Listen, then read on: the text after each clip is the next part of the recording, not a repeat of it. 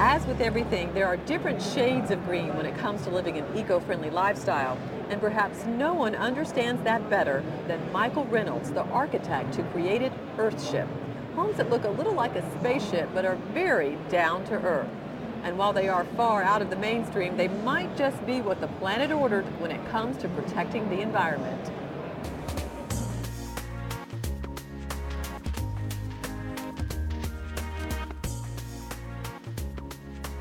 Looking across the Rio Grande Valley, they're almost hard to spot. Yet nestled in the earth is a series of homes like nothing else. I call it biotecture because I don't think architecture is even coming close these days. They're called Earthships, and their green design is the brainchild of Michael Reynolds. It's not like an idea that came like that. It's like a long, slow process of responding to the world around us and the needs that it presents. For more than 3 decades, Reynolds has researched and developed self-sufficient housing made from recycled materials. It started, like I said, with can houses. The first can house I got the idea to build, I talked to a much older engineer, sort of my elder, so to speak, in a bar, told him the idea I had, and he got mad and stormed out and said I was a disgrace to the profession of architecture. But Reynolds wasn't fazed. In the 1970s, he built his first Earthship and went on to build the first Earthship community just outside Taos, New Mexico. People thought I was crazy, just incompetent, stupid, insane, whatever. The logic behind an Earthship design is simple, with each one constructed using 6 basic principles. Power generation, water harvesting, and sewage containment and treatment must all be on site. Heating and cooling is done without using any fuel. There's an area for in-home food production, and each Earthship is built using only recycled materials. And all of this is trial and error development, but it took 30 years. After doing this for 35 years, I just now feel like we know what we're doing. Earthships are constructed partially underground, which helps with temperature control. But the key is tires. To build the walls of an Earthship, tires are packed with dirt and pounded together. So why use trees when you can use tires? But nobody can imagine how to use tires.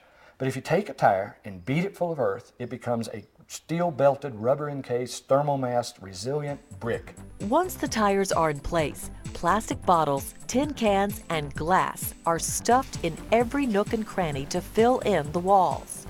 Once the walls are in place, it's on to water. Remember, no wells allowed. So that means each Earthship is designed to capture and recycle rainwater.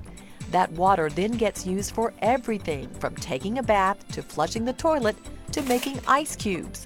Here's how it works. As rain falls on the roof, it's channeled to a cistern where it's filtered. The water is then saved for drinking and other household needs. But it doesn't stop there. Water from the sinks and showers, called gray water, is harvested again and sent to what's called a botanical cell. You take a shower, it runs through this system, waters all these plants, produces all this food, is totally contained. We gather it again, only it's much cleaner after going through all of this.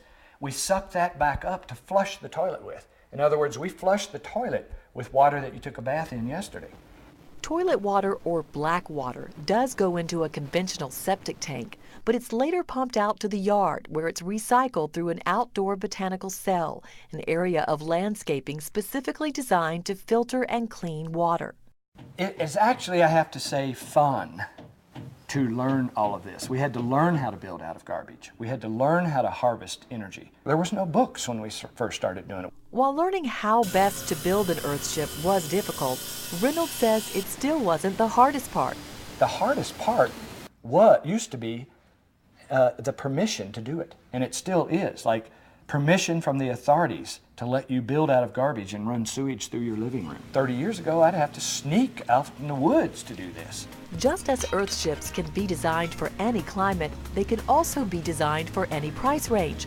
For someone who wants to build an Earthship themselves, construction plans start at around $5,500. And for someone who wants a more lavish design, constructed by professional builders, Earthships can cost nearly $500,000.